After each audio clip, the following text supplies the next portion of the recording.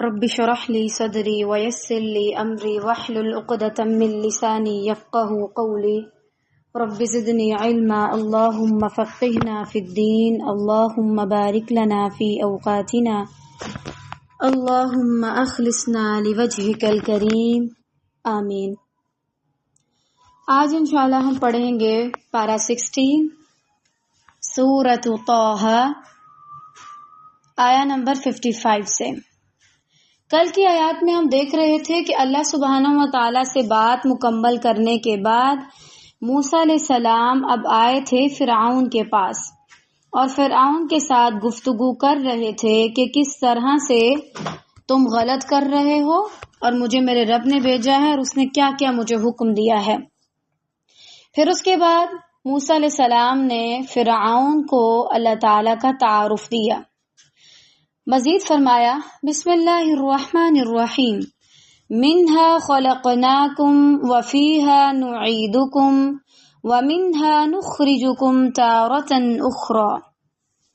چونکہ فرعون جو سرکشی کر رہا تھا وہ کس چیز کی بنیاد پر تھی؟ وہ خود کو رب کہتا تھا، صحیح؟ تو ایک طرح سے وہ اپنے بارے میں وہ تعارف بھی نہیں رکھتا تھا۔ موسیٰ علیہ السلام نے اللہ کا تعارف دیتے دیتے زمین کی بات کی کہ اچھا اللہ سبحانہ و تعالیٰ نے جو ہے نا وہ انسان کے لیے زمین کو بنایا ہے، پھر اس کے بعد اس زمین پر بارش برسا کر طرح طرح کی چیزیں اس کے لیے نکال لی اور آگے بتا دیا کہ تمہارا بھی تعارف یہی ہے، اسی زمین میں سے ہم نے تمہیں پیدا کیا، چاہے تم آج خود کو رب کہہ رہے ہو، تو اللہ نے اسی زمین سے ہم سب کو پیدا کیا، اسی میں ہم واپس لوٹائے جائیں گے، یہ ہماری حقیقت ہے۔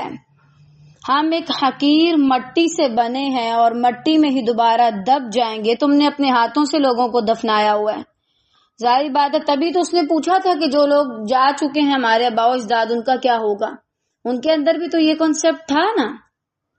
تو اسی لیے موسیٰ علیہ السلام نے کہہ دیا کہ جس طرح تم دوسروں کو دفن کرتے ہو ایک دن تمہیں بھی کر دیا جائے گا، اسی زمین سے ہم بنے، اسی میں واپس جانا ہے اور اسی سے دوبارہ تم سب کو نکال کھڑا کیا جائے گا۔ بعض روایات میں دفنانے کے بعد 3 مٹھیاں مٹی ڈالتے وقت اس آیت کا پڑھنا نبی صلی اللہ علیہ وسلم سے منسوب کیا جاتا ہے، لیکن یہ درست نہیں ہے، ٹھیک ہے؟ یہ روایت جو ہے وہ ضعیف ہے۔ میں نے اس لیے بتا دی کہ اگر آپ میں سے کوئی اس طرح کا عمل کرتا ہے تو وہ ذرا بچ جائے، کیونکہ جو چیز ضعیف ہے وہ ضعیف ہے۔ بہرحال یہاں پر ہمیں ہماری حقیقت بتائی جا رہی ہے، ہمارا انجام بتایا جا رہا ہے اور اس کے بعد ہمیں الرٹ بھی کیا جا رہا ہے کہ تمہیں ایک دن دوبارہ اٹھا دیا جائے گا۔ آج انسان کے اوپر کتنی زیادہ آسائشیں ہوں، فرعون کے پاس بھی تو تھیں، اس کے ساتھیوں کے پاس بھی تو تھیں، اس کے ماننے والوں کے پاس بھی تھیں، آج ہم میں سے بھی بہت سے لوگوں کے پاس ہیں اور بہت سے لوگ جو ہیں ان کے پاس نہیں ہیں۔ سب کا انجام یہی ہے، نعیدکم، اسی زمین میں واپس جانا ہے اور اسی کے نیچے دب جانا ہے، پھر جب اللہ چاہے گا جیسے چاہے گا دوبارہ اٹھا کھڑا کرے گا۔ وَلَقَدْ أَرَيْنَاهُ آيَاتِنَا كُلَّهَا فَكَذَّبَ وَأَبَى، ہم نے اسے اپنی سب نشانیاں دکھا دی لیکن پھر بھی اس نے جھٹلایا اور انکار کر دیا۔ اللہ تعالیٰ کہہ رہے ہیں کہ ہم نے فرعون کو ہر طرح کی نشانی دکھائی، یعنی موسیٰ علیہ السلام نے اس کو دکھایا کس طرح سے اللہ نے یہ مجھے عصا کی نشانی دی ہے، معجزہ ہے، تم میں سے کوئی کر سکے تو بتاؤ، تمہارے پاس بھی تو جادوگر ہیں، کوئی اپنی بغل سے ہاتھ نکال کے سفید ہوتا دکھائے، اگر کوئی کر سکتے ہے تو بتاؤ، تمہارے ہاں بھی تو جادوگر ہیں نا، کتنے زیادہ ہیں، سارے مل کے بھی یہ کام کر لو۔ اگر نہیں کر سکتے تو مان لو کہ یہ یونیک چیز ہے اور مجھے یہ اللہ عز و جل نے عطا کی ہے۔ لیکن ساری نشانیاں دیکھنے کے باوجود اس نے جھٹلا دیا اور انکار کر دیا۔ اب 2 چیزیں ہیں۔ پہلی چیز، جب انسان کو پتہ نہ ہو، ٹھیک ہے، پھر تو اللہ تعالیٰ جو ہے نا اسے ٹھیک ہے معاف کر سکتے ہیں، لیکن ایسا کم ہی ہوتا ہے۔ دوسری بات، اگر انسان کو پتہ ہو اور اس کو کوئی نشانی نہ دکھائی جائے معجزے کے طور پر، نہ مانے تو پھر بھی ٹھیک ہے، چلے معجزہ تو نہیں دیا نا، عذاب سے کچھ دیر کے لیے بچ سکتے. آخرت میں تو پکڑ ہوگی، دنیا کی بات کر رہی ہوں.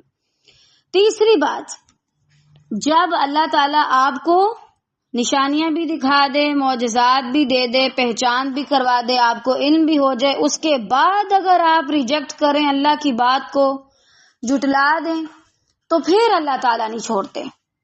صحیح؟ پھر جو ہے نا انسان کی پکڑ ہو جاتی ہے، زیادہ تر دنیا میں بھی، کیونکہ اللہ تعالیٰ کسی انسان کو جب معجزہ دکھا دے تو وہ لاسٹ حجت ہوتی ہے. بس اب اس کے بعد اگر کسی نے انکار کیا تو وہ فنا ہو جائے گا. اس نے موسیٰ علیہ السلام کے معجزات دیکھے اور پھر اس کا انکار کر دیا. قال اجئتنا لتخرجنا من ارضنا بسحرك یا موسیٰ. اب یہاں پر بھی اس نے بات بالکل چینج کر دی، ٹاپک ہی چینج ہے.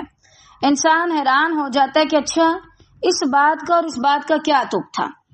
موسیٰ علیہ السلام معجزات دکھا رہے ہیں اور یہ کیا کہہ رہے ہیں؟ کہنے لگا اے موسیٰ، کیا تم اسی لیے آئے ہو کہ ہمیں اپنے جادو کے زور سے ہمارے ملک سے باہر نکال دو؟ جب فرعون کو دلائل واضح کے ساتھ وہ معجزات بھی دکھلائے گئے جو عصا اور ید بیضہ کی صورت میں موسیٰ علیہ السلام کو ملے تھے، تو فرعون نے اسے جادو کا کرتب سمجھا اور کہنے لگا کہ تم اب ہم پہ زور ڈال کے ہمیں ہماری زمین سے نکالنا چاہتے ہو. دنیا کا طالب ہر بات اس کی شروع اور ختم دنیا پہ ہی ہوتی ہے.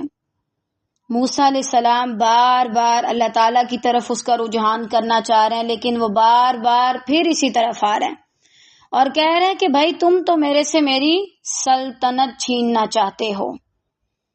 بالفرض آپ پڑھاتے ہیں آلریڈی اور کوئی اور آ کے پڑھانا شروع کر دے، آپ کا ساتھی، آپ کا اسٹوڈنٹ، اور آپ کیا کہیں یہ تو میرا مقابلہ کرنے آیا، یہ تو اس لیے کر رہا ہے تاکہ میں پیچھے ہو جاؤں اور یہ میری جگہ پہ آ جائے.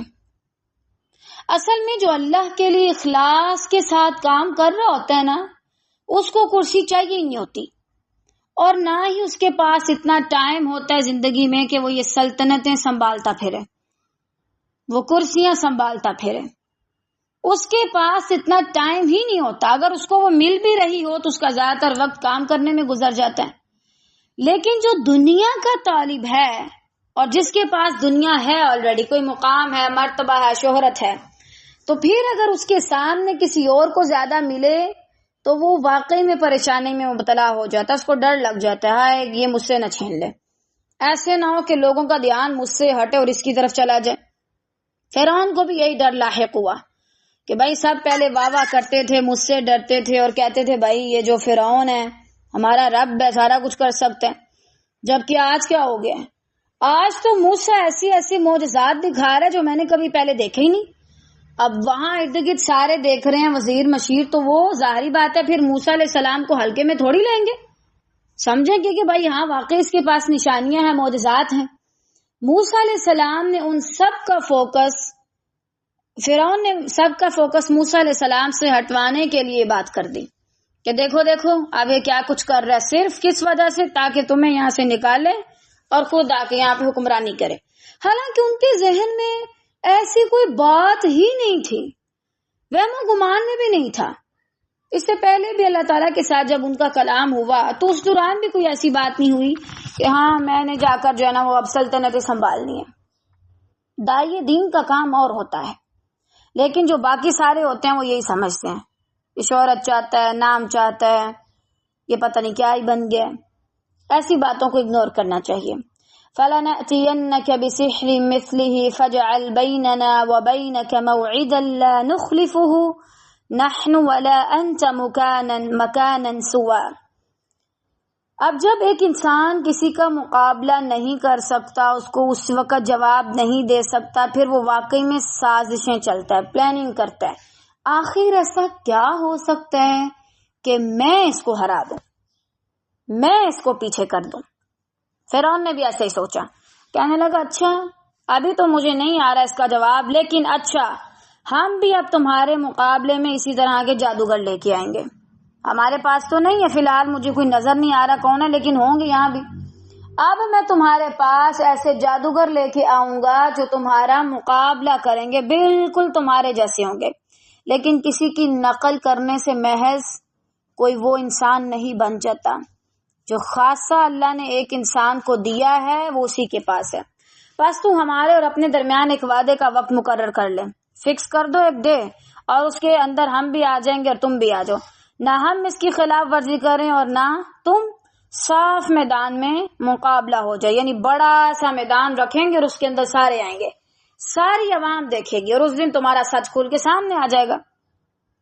اب یہاں پر دیکھیں موسیٰ علیہ السلام کی کیا نیت ہے، موسیٰ علیہ السلام کیا کرنا چاہ رہے ہیں اور فرعون کیا کرنا چاہ رہے ہیں.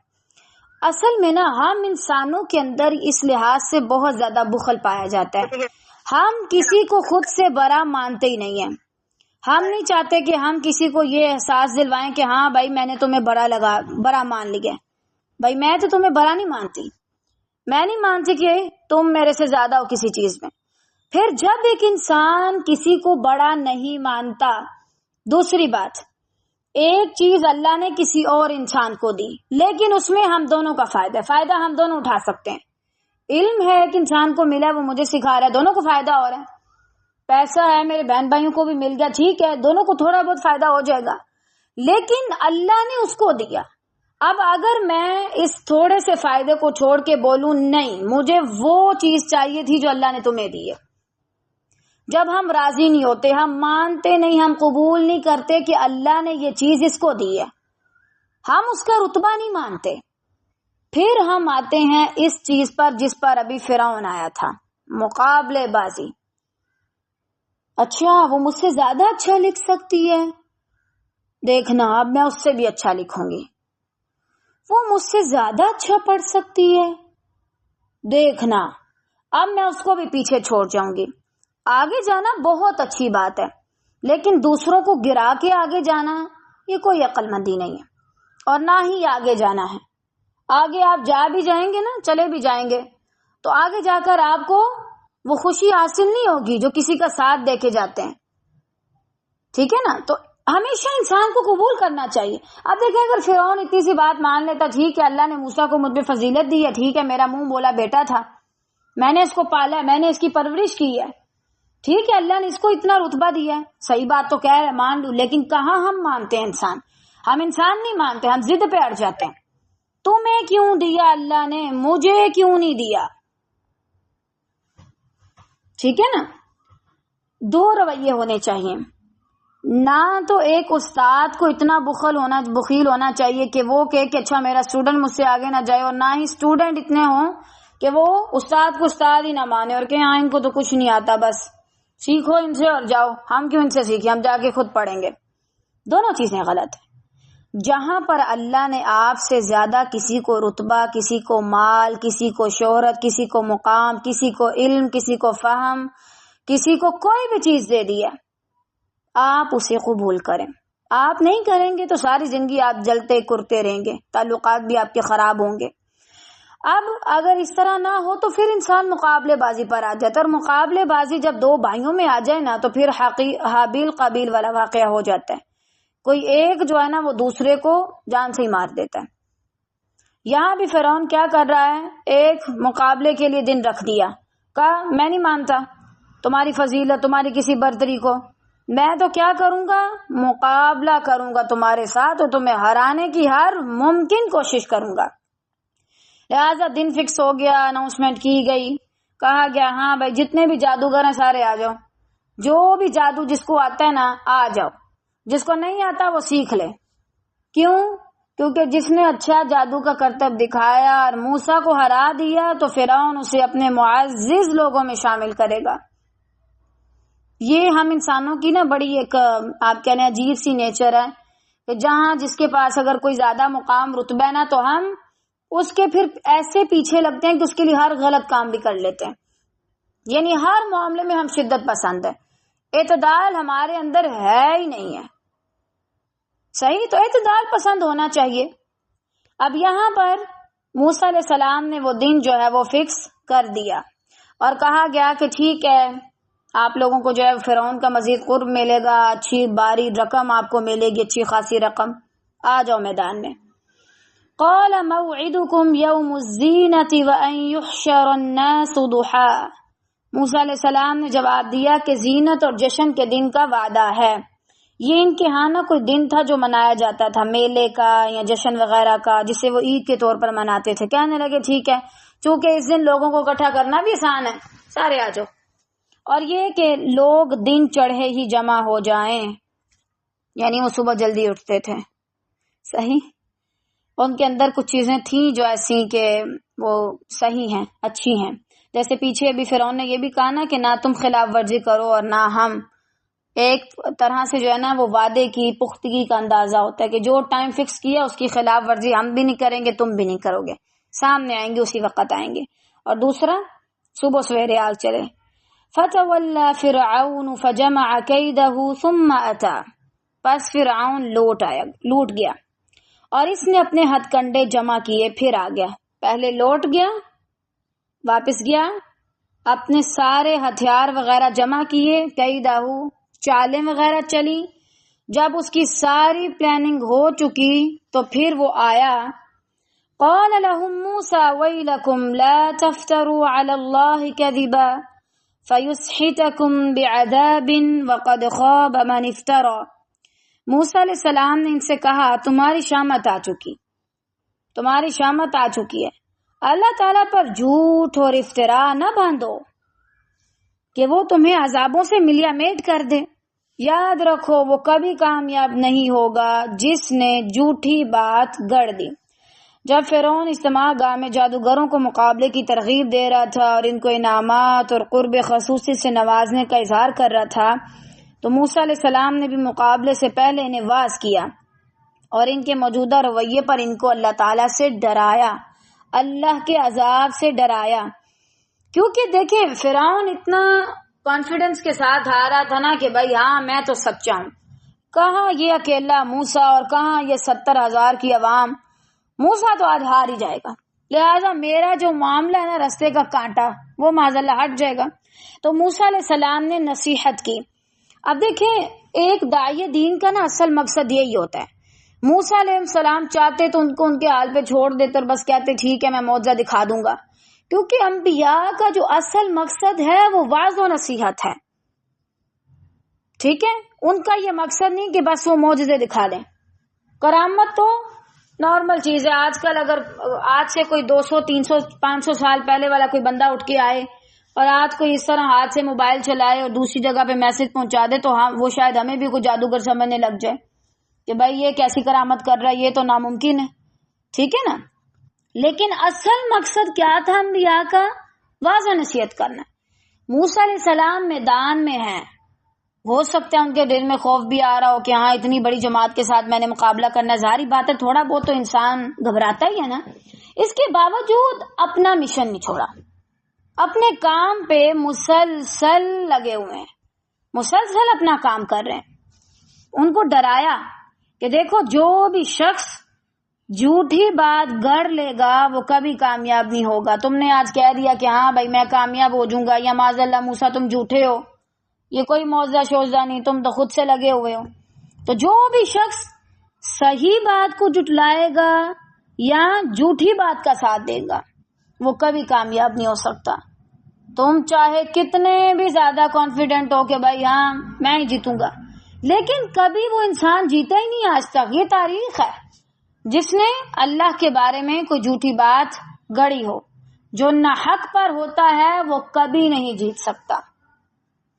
فَتَنَازَعُوا أَمْرَهُمْ بَيْنَهُمْ وَأَسَرُّوا النَّجْوَىٰ، پس یہ لوگ آپس کے مشوروں میں مختلف رائے ہو گئے اور چپکے مشورہ کرنے لگے. حضرت موسیٰ علیہ السلام کے واعظ سے ان میں باہم کچھ اختلاف ہوا اور بعض چپکے کہنے لگے کہ یہ واقعی اللہ کا نبی نہ ہو. ایسا نہ ہو کہ یہ واقعی اللہ کا نبی ہے، اس کی گفتگو تو جادوگروں والی نہیں بلکہ پیغمبرانہ لگتی ہے. بعض نے اس کے بالکل برعکس رائے دی. یعنی دیکھیں ہر انسان کا مقصد مختلف ہوتا ہے. وہ لوگ اور طرح کی باتیں کر رہے تھے، موسیٰ علیہ السلام کو ہرانے کی باتیں کر رہے تھے، اس کے باوجود موسیٰ علیہ السلام ان کو واعظ کر رہے ہیں. جبکہ موسیٰ علیہ السلام ان کو واعظ کر رہے ہیں اور وہ پھر بھی آپس میں یہی باتیں کر رہے ہیں بیٹھ کے پلاننگ کہ ہاں یہ نبی ہے یا نہیں، اچھا اس کی باتیں تو پیغمبرانہ نہیں لگتی، کوئی کسی اور طرف بات کر رہا ہے، کوئی کسی اور طرف بات کر رہا ہے. ان کا آپس میں اختلاف ہو گیا اور انہوں نے یہ بات چھوڑ دی کہ ہاں ہم نے موسیٰ کا مقابلہ کرنا تھا. کیوں؟ جو جتنا زیادہ اپنے مقصد میں پکا ہوتا ہے نا اور سچا ہوتا ہے اور اس کا مقصد حق والا ہوتا ہے، اس انسان کے اندر اتنی زیادہ استقامت آنا شروع ہو جاتی ہے۔ اور جس کے اندر کوئی اخلاص نہیں، کوئی سچائی نہیں، بس ایویں کوئی خواب دیکھا اور اٹھ کے کہا اچھا میں یہی کر لیتی ہوں، کچھ اور نہیں کرنے کو، تو پھر اس کا معاملہ اس کے بالکل برعکس ہے، وہ اتنی استقامت کے ساتھ کام نہیں کر سکتا۔ ورنہ دیکھیں یہ پوری 70,000 کی جماعت ہے، کس طرح صرف موسیٰ علیہ السلام کی اتنی بات کرنے کی وجہ سے وہ جو فرعون ان کو ٹریننگ دے رہا تھا، سمجھا رہا تھا، سنبھال رہا تھا، وہ سارے وہاں سے ہٹ کے موسیٰ علیہ السلام کی بات پہ تبصرہ کرنے لگ گئے۔ قالوا ان هذان لساحران يريدان ان يخرجاكم من ارضكم بسحرهما ويذهبا بطريقتكم المثلى۔ ایسے آیات پڑھنے کے بعد مجھے بڑی حیرانگی ہوتی ہے کہ واقعی آج بھی کچھ اس طرح کی ذہنیت کے لوگ ہیں۔ کیسی؟ کہنے لگے کہ یہ دونوں محض جادوگر ہیں۔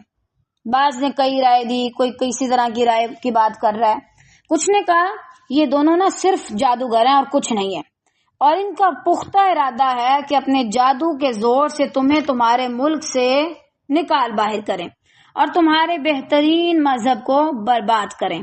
یہاں سے آپ اندازہ لگا لیں کہ ہر انسان کی زندگی میں بہترین کی ڈیفینیشن کیا ہے۔ صحیح؟ بعض کے نزدیک کوئی عجیب چیز بھی بہترین ہو سکتی ہے اور بعض کے نزدیک کوئی اچھی چیز بہترین ہوتی ہے۔ سب کے نزدیک جو ہے نا وہ الگ طرح کی چیزیں ہوتی ہیں جو بہترین ہوتی ہیں۔ مطلب یہ ہے کہ اگر یہ دونوں بھائی اپنے جادو کے زور سے آج غالب آ بھی گئے نا تو کیا کریں گے؟ تمہارے جو سارے قریبی لوگ ہیں وہ ان کی طرف مائل ہو جائیں گے، اور اس سے تو ہمارا اقتدار بڑا خطرے میں پڑ جائے گا، اپنی کرسی چلی جائے گی، مجھے لوگ رب نہیں مانیں گے۔ ظاہری بات ہے لوگ سوال تو اٹھائیں گے فرعون کیسے رب ہو تم؟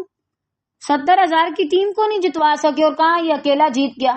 کچھ تو خرابی ہے تم میں اور اس بندے میں، کچھ تو سچائی ہے، ورنہ ایسے تو نہیں ہو سکتا۔ اب دیکھیں ہر انسان کی فکر بھی مختلف ہے۔ اگر آپ آج کے دور کا بھی حساب لگائیں نا، اچھا پہلے ہم اس کو دیکھ لیتے ہیں۔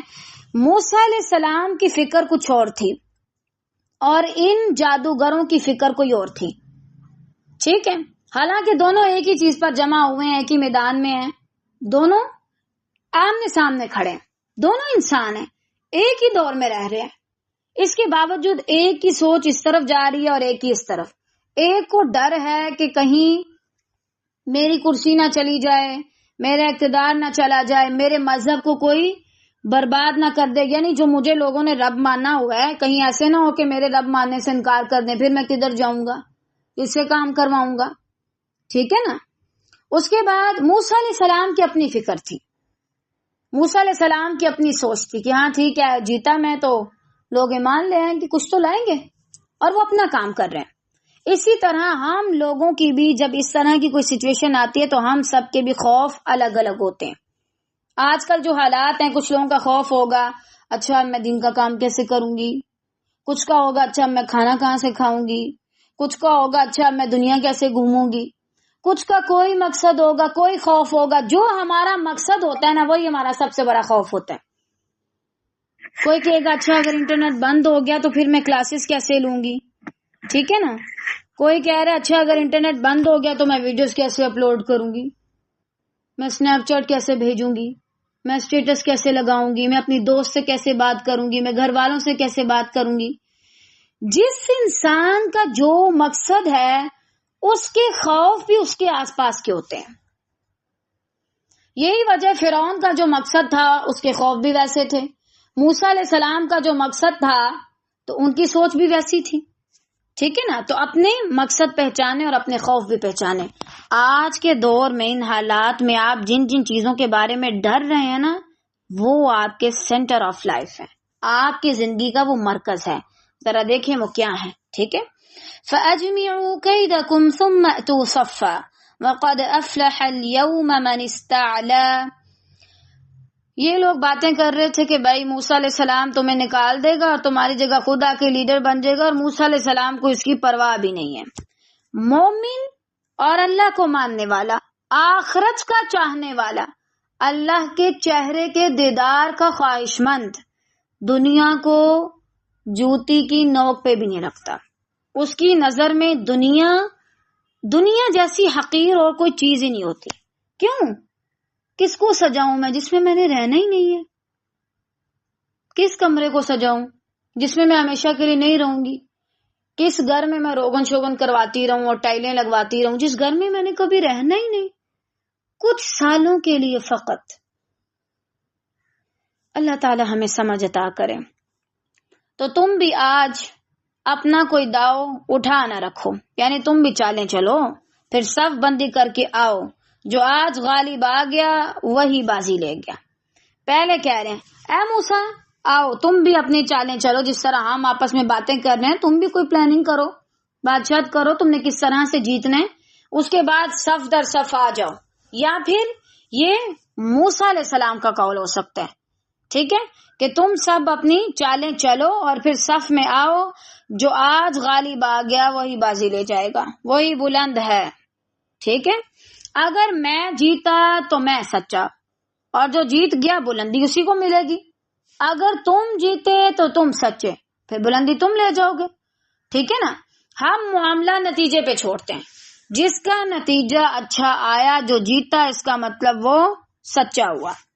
کیونکہ حق اور باطل کی لڑائی میں ہمیشہ حق ہی جیتتا ہے. باطل بہت سر اٹھاتا ہے، ایسے اچھلتا کودتا ہے کہ جیسے پتہ نہیں یہی سارا کچھ ہے. لیکن بالکل اینڈ والے وقت میں جب باطل کی جیت ہونے والی ہوتی ہے تو اللہ تعالیٰ حق کو غالب کر دیتا ہے. اللہ نے اپنی قدرت بھی تو دکھانی ہوتی ہے نا.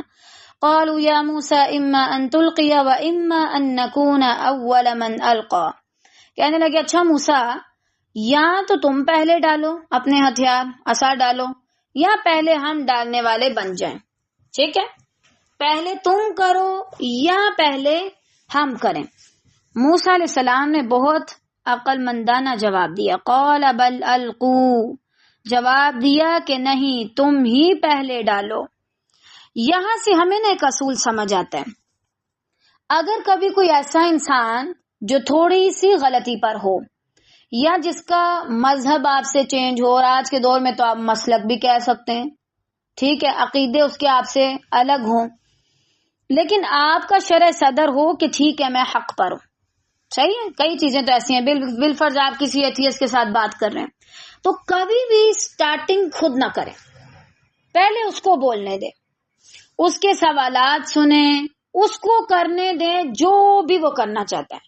آپ کے اچھا میں بیٹھی ہوں، میں آپ کو سن رہی ہوں، جو کہنا ہے، جو آپ نے کرنا ہے آپ کریں، آپ کو کھلی اجازت ہے. اور اتنا ٹائم آپ چپ کر کے سنتے رہیں، آپ دیکھتے رہیں کہ وہ بندہ کیا کر رہا ہے.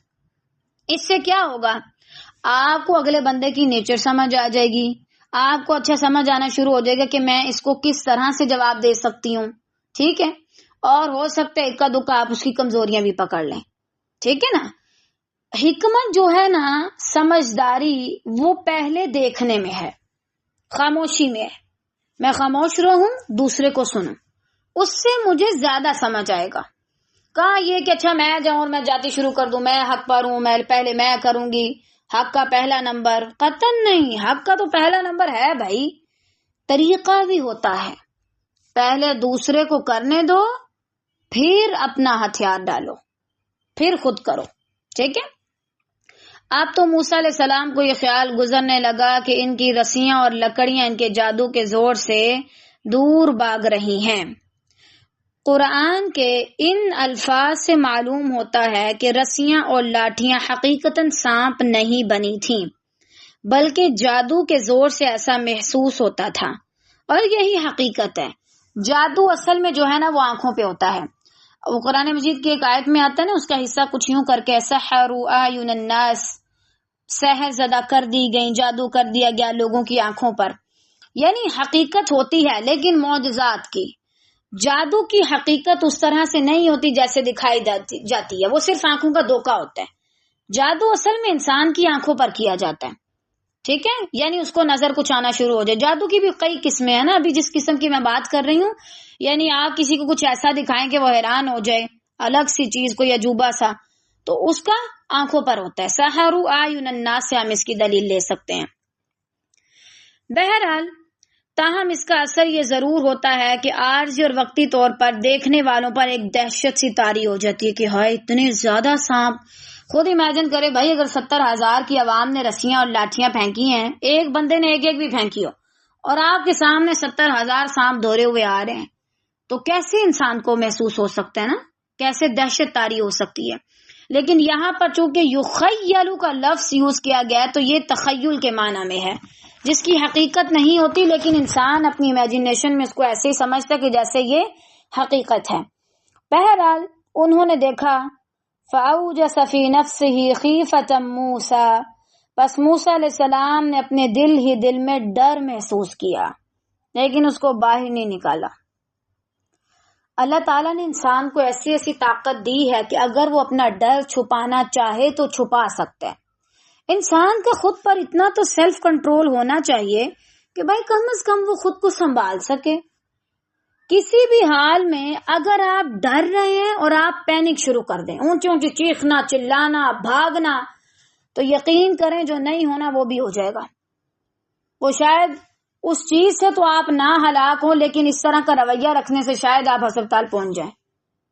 ٹھیک ہے نا، ہنسنے والی بات نہیں ہے، یہ سیریس بات ہے. کچھ لوگ واقعی میں اس طرح کرتے ہیں کہ وہ تھوڑا سا کوئی اس طرح کا ماحول ہوتا ہے نا تو وہ اتنا کو کوئی پینک کرتے ہیں، اتنا کو کوئی وہ خبریں اڑاتے ہیں، افواہیں پھیلاتے ہیں کہ دوسرے بندے بیچارے ڈر ڈر کے ان کا برا حال ہو جاتا ہے. تو کبھی بھی اگر ایسی سچویشن ہو کہ آپ اپنے سامنے بہت بڑا ایک جھنڈ بھی دیکھ رہے ہیں، بہت آپ کو ڈر لگ رہا ہے، لیکن خود کو سٹیبل رکھیں. اور یہ چیز آتی ہے اللہ پہ توکل کرنے سے. آپ ڈریں یا نہ ڈریں، جو ہونا ہے وہ تو ہو کے رہنا. تو کیوں نہ انسان تحمل کے ساتھ رہے؟ اس سے کیا فائدہ ہو سکتا ہے؟ اگر بالفرض موسیٰ علیہ السلام یہ سارے سانپوں کو دیکھ کے ڈر جاتے تو موسیٰ علیہ السلام اپنا کام اچھے سے نہ کر پاتے. یہ فطری چیز ہے. انسان جب ڈر جاتا ہے تو وہ اپنا کام اتنا فوکس ہو کے نہیں کر پاتا، اس کے کام میں کہیں نہ کہیں کمی رہ جاتی ہے، نقص آ جاتا ہے، اس کا دھیان ہی نہیں جاتا کام پہ، وہ اسی سوچ میں رہتا ہے ہائے میں ڈر گیا میں ڈر گیا. اگر آپ نہیں ڈرتے تو کیا ہوتا ہے؟ آپ اپنا کام اچھا کر سکتے ہیں، خود کو سنبھال سکتے ہیں، آپ کی زیادہ طبیعت خراب نہیں ہوتی، اور آپ دوسروں کو بھی سنبھال سکتے ہیں. کام آپ نے بڑے بڑے کرنے ہیں، لیکن آپ چھوٹی چھوٹی چیزوں سے اتنا ڈریں کہ جیسے پتہ نہیں یہ آپ کو جان سے ہی مار دیں گی. تو مومن ڈرتا ہے، اس کے اندر ظاہری بات ہے انسان بھی ہے مومن ہونے کے ساتھ، لیکن تھوڑا بہت ہوتا ہے. اس کا ڈر اتنا نہیں ہوتا کہ وہ کسی کام جوگا ہی نہ رہے، باقی کچھ کر ہی نہ سکے، وہ ڈر کے بس بیٹھا ہوا ہے، سارے کام چھوڑ دیے ہیں. مومن ایسا نہیں ہو سکتا. ڈر تو لگا موسیٰ علیہ السلام کو، اللہ تعالیٰ نے بھی تسلی دی، قُلْنَا لَا تَخَفْ إِنَّكَ أَنْتَ الْأَعْلَى. آپ کو یہ نہ کہے کہ ہائے مجھے تو اللہ تعالیٰ نے یہ نہیں کہا. قرآن کس کے لیے ہے؟ انسان کے لیے. فِيهِ ذِكْرُكُمْ، اس میں تمہارا ذکر ہے، اس کی ہر آیت تمہارے لیے، اس میں تمہارے لیے سبق ہے. ہم نے فرمایا کچھ خوف نہ کرو، یقیناً تم ہی غالب اور برتر رہو گے. یہ ساری چیزیں کس کے لیے ہیں؟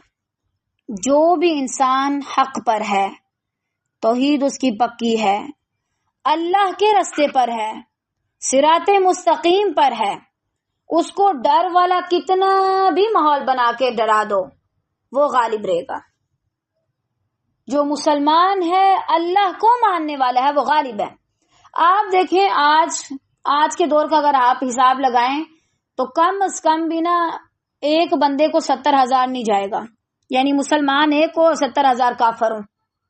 موسیٰ علیہ السلام اکیلے اور 70,000 سے زیادہ کافر، اور فرعون اور اس کے وزیر مشیر کا تو حساب ہی نہیں ہے، وہ کتنے تھے، صرف جادوگر اتنے تھے. تو تعداد دیکھ کر گھبرانا نہیں چاہیے. اپنی خاصیت دیکھیں، اگر آپ اللہ کو ماننے والے ہیں تو آپ بلند ہیں، آپ غالب رہیں گے، آپ جیت جائیں گے چاہے کچھ بھی ہو جائے. یہ ایمان آپ کا ہونا چاہیے. یہ ہمارا رب کہہ رہا ہے لا تخف، ڈرو نہیں میرے بندو، تم لوگوں نے اگر مجھے ماننا ہے تو تم کبھی نہیں ہار سکتے، تم غالب رہو گے. اور اعلیٰ بھی، بلند بھی، تمہارا نام بلند ہے. چاہے کوئی مجھے ماننے والا مٹی کے نیچے، ملبے کے نیچے، سمندروں میں، کسی بھی جگہ دب جائے، خدا نخواستہ، وہ اعلی ہے، اس کا مقام بلند ہے، وہ معمولی انسان نہیں رہتا۔ پھر اس دہشت ناک منظر کو دیکھ کر اگر موسیٰ علیہ السلام نے خوف محسوس کیا تو یہ ایک طبی چیز تھی جو کمال نبوت کے منافی نہیں ہے۔ ایسا نہیں کہ ایک نبی ڈر نہیں سکتا، معاذ اللہ، ایک نبی بھی جو ہے نا اس کے اندر یہ چیز ہو سکتی ہے، لیکن یہ چیز دیکھیے انہوں نے ظاہر نہیں کیا اور نہ ہی مزید پیننگ کیا، جس کی وجہ سے ماشاءاللہ اپنا کام اچھے سے کر گئے۔ وَأَلْقِ مَا فِي يَمِينِكَ تَلْقَفْ مَا صَنَعُوا إِنَّمَا صَنَعُوا كَيْدُ سَاحِرٍ وَلَا يُفْلِحُ السَّاحِرُ حَيْثُ أَتَى۔ اللہ تعالیٰ نے کہا ڈرو نہیں، تم بلند ہو، تم ہی جیتو گے، فکر نہ کرو۔ اب کیا کرو تمہارے دائیں ہاتھ میں جو ہے اسے ڈال دو کہ ان کی تمام کاریگری کو وہ نگل جائے گا، تمہاری ایک لاٹھی اور ان کی اتنی لاٹھیاں، وہ ایک لاٹھی سب پر باری ہے۔ انہوں نے جو کچھ بنایا ہے یہ صرف جادوگروں کے کرتب ہیں، اور جادوگر کہیں سے بھی آئے کامیاب نہیں ہوتا۔ الحمدللہ، اگر ہمارا رب ہمیں یہ بات نہ بتاتا تو ہم سب کیا کرتے؟ صحیح، پہلے تو یہ دیکھ لیجئے کہ ہوا کیا۔ موسیٰ علیہ السلام نے جو ہی وہ لاٹھی پھینکی، اس لاٹھی نے وہ جتنے بھی سانپ بنے ہوئے تھے نا چھوٹی چھوٹی رسیوں سے، لاٹھیوں سے، وہ سارے نگل لیے، اور اینڈ پہ صرف وہ ایک اژدہا باقی رہا۔ اور یہ بات پوری وہاں کی خلقت نے دیکھی، جتنی بھی وہاں مخلوق تھی ان سب نے دیکھا کہ کس طرح سے موسیٰ علیہ السلام جیت گئے۔ جیتنے کے بعد کیا ہوا وہ تو ہم بعد میں دیکھیں گے۔ یہاں پہ نا اللہ تعالیٰ نے ایک بات ہمیں بتا دی، وَلَا يُفْلِحُ السَّاحِرُ حَيْثُ أَتَى۔ بہت سے لوگوں کو اگر بالفرض بات بولنا شروع ہو جائے، سر میں درد شروع ہو جائے کچھ دنوں سے، اگر ان کو جسم میں درد شروع ہو جائے، اگر بالفرض ان کی زندگی میں کوئی مشکلات شروع ہو جائیں، اور خاص طور سے اگر وہ نماز نہیں پڑھتے تو وہ اس کو جادو کا نام دیتے ہیں۔ میں آپ کو صحیح بتاؤں، آج کل بہت زیادہ لوگ اپنے گناہوں کی وجہ سے آنے والی تکالیف، آزمائشوں کو جادو کا نام دے کے جان چھڑا لیتے ہیں۔ میری بیٹی نماز نہیں پڑھتی اور بیٹی بیمار ہو گئی، ایک طرح سے اللہ تعالیٰ اسے وارن کر رہے ہیں کہ بھائی سدھر جاؤ، لیکن میں یہ کہہ کے ٹال دوں کہ میری بیٹی پر اس کی پھپھو نے جادو کر دیا، یا چاچی نے جادو کر دیا، یا کسی اور نے کر دیا۔ اب تو خالہ کا بھی نام آنے لگ گیا، اللہ رحم کرے، خالہ نے بھی کر دیا، اس کی ساس نے کر دیا، فلاں نے کر دیا۔ بھائی جو آزمائش، جو تکلیف، جو سزا آپ کو اللہ کی نافرمانی کرنے کی وجہ سے ملی ہے، آپ لاکھ کہیں کہ یہ جادو ہے، آپ اللہ سے کیسے جان چھڑائیں گی اپنی؟ کوئی ہے جو اللہ کے سامنے بڑی ذمہ ہو سکے اس چیز سے؟ یار اب تیرے فلاں بندے نے میرا کچھ نہیں چھوڑا، اس نے میرے پہ کوئی ایسا منتر پڑا کہ بس میں سارا کچھ بھول گئی۔ ساری چیزیں ہوتی ہیں، ان کی ایک حقیقت ہے۔ جادو ہو سکتا ہے لیکن وہ کامیاب نہیں ہوتا۔ ہو سکتا ہے وہ کچھ ٹائم آپ پر اثر کرے، لیکن اگر آپ 5 وقت کی نماز، قرآن، اپنے اذکار نہ چھوڑیں تو پھر آپ پر کوئی مائی کا لال جادو نہیں کر سکتا۔ ہم نمازیں نہیں پڑھتے، ہم صرف آپ کہتے ہیں باجی ذرا ڈائریکٹلی وظیفہ بتاتے ہیں، مجھے شارٹ کٹ پسند ہے۔ دین میں شارٹ کٹ نہیں چلتے۔ میں آپ کو بولوں اچھا آپ قرآن آ کے پڑھیں، نہیں، بس آپ جواب دے دیں اس سوال کا۔ بھائی جو چیز پورا قرآن پڑھنے کے بعد آپ کو سمجھ آئے گی، میں 2 منٹ کے وائس میسج میں کیسے بتا سکتی ہوں؟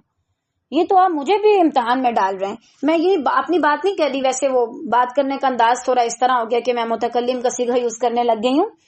یعنی ہم کسی کو کیا پھر بتا سکتے ہیں؟ آپ چاہتے ہیں کہ 30 پاروں کو جو گہرائی کے ساتھ پڑھنے میں اتنے سالوں میں جو سبق حاصل ہوتا ہے وہ آپ کو 2 منٹ میں بتا دیا جائے کہ بس شارٹ کٹ آپ یہ کر لیں تو آپ بچ جائیں گے۔ قطعاً نہیں۔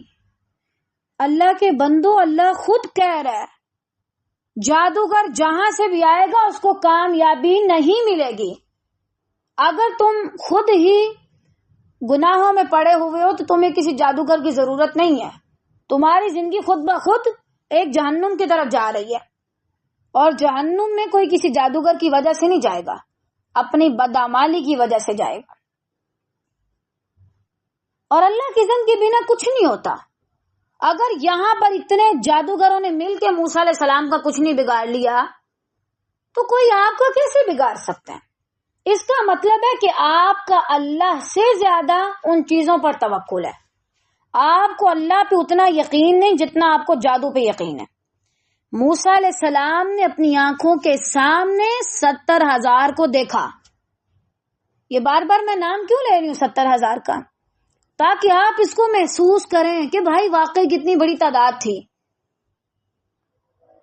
اپنی آنکھوں سے دیکھا، ان کو تو کچھ نہیں ہوا، صحیح رہے ہیں بالکل. پھر بھی اللہ پہ توکل کیا. یار مجھے تم پہ توکل ہے، آپ پہ توکل ہے مجھے. ڈر فطری چیز ہے، لیکن ڈر کو اپنا ایک عمل بنا دینا، عملی روپ ڈر میں اختیار کر لینا، ھذا لا صحیح،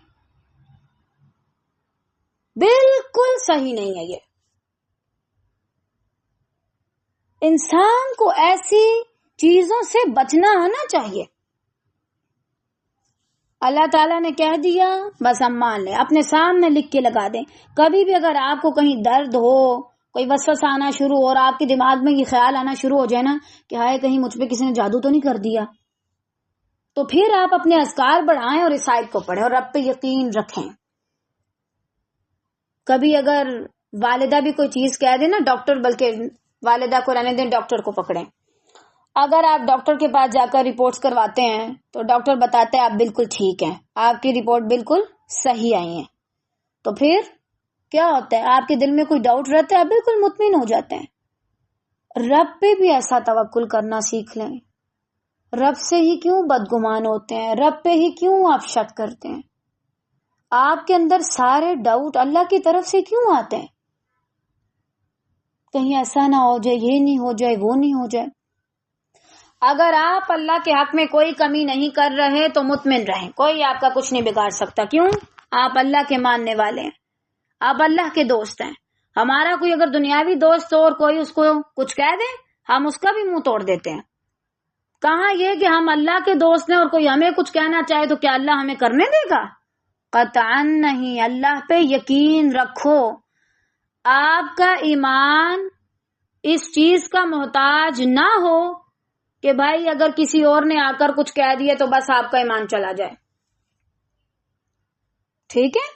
اپنا ایمان اس قابل بنائیں، دعائیں کریں اللہ سے، یا اللہ دے ایسا ایمان، یا اللہ دے ایسا ایمان خیر سے کہ تیرے علاوہ کسی سے نہ ڈروں، تیرے علاوہ کسی چیز سے جو ہے نا وہ مجھے اس طرح خوف محسوس نہ ہو.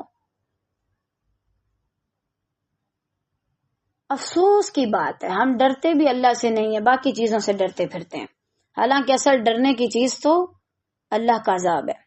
بہرحال یہاں پر تھوڑی بات آئی تھی تو میں نے کہا کر دیتے ہیں اس کو مختصراً، انشاءاللہ اللہ خیر رکھے پھر کبھی اس پہ ڈیٹیل پہ بات کریں گے. فَأُلْقِيَ السَّحَرَةُ سُجَّدًا قَالُوا آمَنَّا بِرَبِّ هَارُونَ وَمُوسَىٰ. اچھا میں نے یہ بات کہی ہے، آپ لوگوں میں سے کوئی اس کو غلط نہ سمجھ لے، میں نے یہ کہا ہے کہ جادو کا اثر ہو سکتا ہے لیکن اس کو کامیابی نہیں ملتی. ٹھیک ہے، جادو کا اثر ہو سکتا ہے لیکن اس کو کامیابی نہیں ملتی. اور دوسری بات، اگر آپ بد عملی کرتے ہیں، اللہ کی نافرمانیاں کرتے ہیں، دن رات اس کی حدود توڑتے ہیں، تو پھر آپ کو جادو کی ضرورت نہیں، آپ ویسی تباہ شدہ ہیں. ٹھیک ہے، اب تو تمام جادوگر سجدے میں گر پڑے اور پکار اٹھے. کیوں؟ جادو کو جادو کی پہچان ہوتی ہے. پہچان تھی، مجھے پہچان ہے اردو زبان کیسی ہوتی ہے. کوئی اور آ کر عجیب سی اردو میں بات کرے، میں کہوں گی ہاں یہ کوئی نئی چیز ہے، ملتی جلتی ہے لیکن کوئی نئی چیز ہے، یہ تو ہے ہی نہیں ویسے. ٹھیک ہے نا؟ اسی طرح جادوگر تھے، کہنے لگے ہاں جادو کی طرح لیکن یہ جادو نہیں ہے، کوئی اور چیز ہے، بہت بڑی پاور کا ہاتھ ہے اس کے پیچھے. کہنے لگے ہم تو ہارون اور موسیٰ علیہ السلام کے رب پر ایمان لے آئے. اب ایک تھی فرعون کی پلاننگ، کیا بڑا خوش تھا، فخر سے آ رہا ہے، جا رہا ہے، باتیں کر رہا ہے، ڈسکشن کر رہا ہے، تیاریاں کر رہا ہے، اناؤنسمنٹ کروا رہا ہے، لوگوں کو اکٹھا کروا رہا ہے کہ بھائی ہاں موسیٰ ہار جائے گا آج معاذ اللہ تو آج اس کا قصہ تمام کر دوں گا. لیکن بالکل الٹ ہو گیا. وہ جو 70,000 کی جماعت تھی وہ ساری کی ساری کہنے لگی ہم ایمان لاتے ہیں اللہ کے سوا کوئی معبود نہیں اور موسیٰ اللہ کے رسول ہیں. اب یہ بات سن کے آپ خود سوچیں فرعون کا کیا ہی ری ایکشن ہو سکتا ہے. ایک بندہ جو اتنا کھپا، اس نے اتنا پیسہ لگایا، اتنی انرجی لگائی، اتنا اس نے وقت لگایا، اتنا اس نے شاید لوگوں کو مال شال بھی تو دیا ہوگا آنے کے لیے کہ بھائی آدھا ابھی لو، بعد والا بعد میں دوں گا جیتنے کے بعد. اور کتنی اس نے پلاننگ کی ہوگی، ہاں جیتیں گے تو یہ کہوں گا، فلاں بات کہوں گا. سارا کچھ الٹ ہو گیا. اس کو کہتے ہیں اللہ کی تدبیر. اللہ تعالیٰ ویسے بھی ہرا سکتا ہے، لیکن اللہ تعالیٰ انسانوں کو انسانوں کی زبان میں سمجھاتا ہے تاکہ ان کے لیے سمجھنا آسان ہو جائے. فرعون کو اس کی زبان میں سمجھایا ورنہ وہ مانتا نہ. اب کم از کم اس کا دل تو مان گیا کہ ہاں واقعی یہ ہو گیا. اب اس کے بعد سارے کے سارے جادوگر جو تھے وہ سجدے میں گر پڑے. اور یہ ایک رب کو ماننے کا، اللہ تعالیٰ سے محبت کا، اللہ کے سامنے عاجزی کا انتہائی اعلیٰ درجہ ہے. یعنی میں اللہ کے سامنے جھک جاؤں، سجدہ کروں، میں کو یار اب سب کچھ آپ ہیں، آپ ہی ہیں سارا کچھ. یہ چیز ان کو کس نے سکھائی؟ اللہ نے سکھائی. اللہ نے انسان کو جھکنا بھی سکھایا، ہر چیز سکھائی ہے رب نے. فوراً سے سجدے میں گر پڑے. یہ انتہائی ایک عاجزانہ ہے کہ میں بس آپ سے زیادہ کسی کو کچھ نہیں مانتی، آپ میرے لیے سب کچھ ہے، بس میں جھک گئی آپ کے سامنے. یار اب میرا جادو کسی کام کا نہیں، میں مان گئی آپ کو میرے رب، میں مان گئی. اور اس کے بعد انہوں نے کہا موسیٰ اور ہارون کے رب پر ایمان لائے. اس کے بعد فرعون کا کیا آگے سے ریئیکشن تھا، کس طرح سے وہ پاگل ہوا، کیا کیا اس نے سزائیں تجویز کی، سب سے پہلے کون سی سزا تھی جو اس نے دی، اور کس طرح کا اس کا رویہ تھا، وہ انشاءاللہ خیر سے ہم کل پڑھیں گے.